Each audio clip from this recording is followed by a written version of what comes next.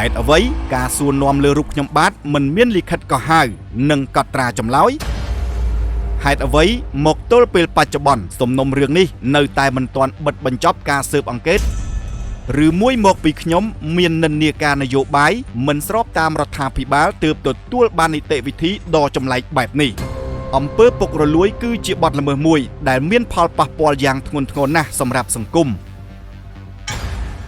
ព្រះរាជាណាចក្រកម្ពុជាជាតិសាសនាព្រះមហាក្សត្រពាក្យបណ្ដឹងខ្ញុំបាទឈ្មោះអែមសុកសវណ្ណអាយុ36ឆ្នាំជនជាតិខ្មែរសញ្ជាតិខ្មែរមុខរបរប្រធានគណៈបកដើម្បីកម្ពុជាមានអាសយដ្ឋានស្ថិតនៅភូមិសំរោងឃុំអង្គប្រស្រែស្រុករមាសហែកខេត្តស្វាយរៀងទូរស័ព្ទលេខ086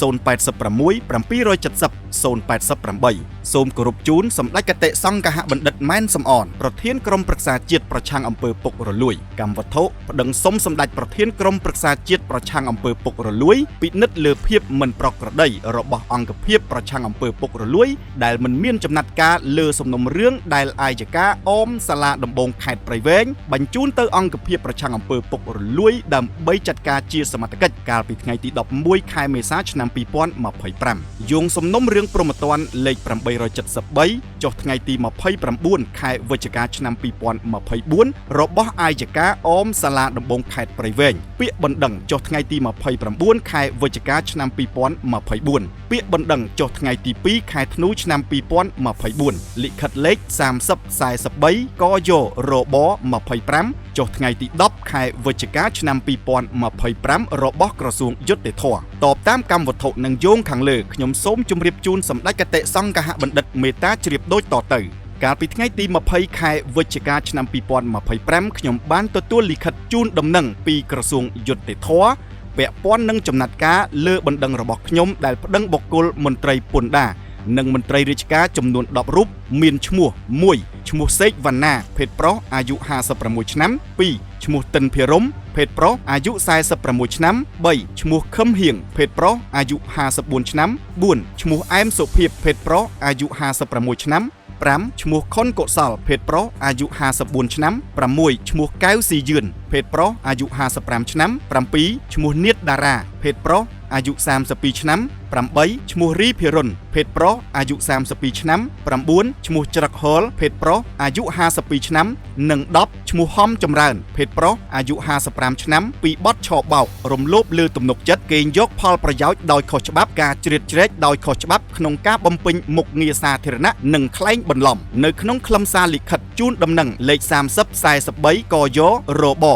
25ចុះថ្ងៃទី10ខែវិច្ឆិកាឆ្នាំ2025របស់ក្រសួងយុត្តិធម៌បានបញ្ជាក់ថាអាយកាអមសាលាដំបងខេត្តព្រៃវែងបានបញ្ជូនសំណុំរឿងព្រហ្មទណ្ឌលេខ873ចុះថ្ងៃទី29ខែវិច្ឆិកាឆ្នាំ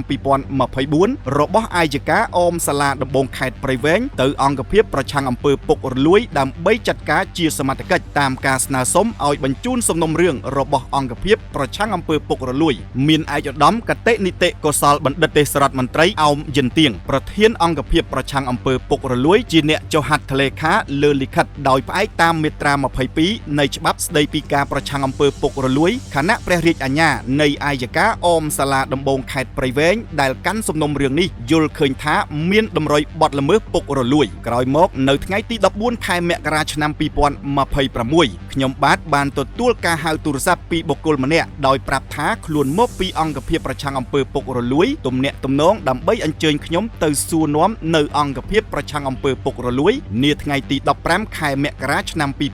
2025រូបភាពផុសតាងភ្ជាប់មកជាមួយស្រាប់ខ្ញុំបានទៅអង្គភាពប្រឆាំងអំពើពុករលួយតាមកាលកំណត់ហើយក៏បានជួបជាមួយមន្ត្រីនៅទីនោះដែរដោយគេបានសួរនាំជាច្រើនមកខ្ញុំពាក់ព័ន្ធនឹងសំណុំរឿងព្រហ្មទណ្ឌដែលខ្ញុំប្តឹងបុគ្គលមន្ត្រីពន្ធដារនិងមន្ត្រីរាជការទាំង10រូបចូលទៅអាយកាអមសាលាដំបងខេត្តព្រៃវែងខ្ញុំបានឆ្លើយទាំងអស់ប៉ុន្តែមន្ត្រីដែលសួរនាំខ្ញុំមិនមានការកត់ត្រាជាកំណត់ហេតុសោះគេបានប្រាប់ថានេះជានីតិវិធីរបស់អង្គភាពខណៈការហៅខ្ញុំបានមកសួរនាំក៏មិនមានឯកសារកោះហៅស្រាប់តាមនីតិវិធីឡើយ ចាប់តាំងពីពេលនោះរហូតមកដល់បច្ចុប្បន្នខ្ញុំមិនមានដំណឹងអ្វីអំពីចំណាត់ការរបស់អង្គភាពប្រឆាំងអំពើពុករលួយឡើយហើយខ្ញុំសាកសួរចង់ដឹងពីព័ត៌មានចំណាត់ការក៏មិនប្រាប់ដែរដោយសំអាងថាមិនអាចប្រាប់បានទេព្រោះជាកិច្ចការសម្ងាត់របស់អង្គភាពប្រឆាំងអំពើពុករលួយខ្ញុំសូមជម្រាបថាប្រសិនបើអង្គភាពប្រឆាំងអំពើពុករលួយចាត់ការតាមច្បាប់មិនមានអ្វីពិបាកនោះទេពីព្រោះខ្ញុំ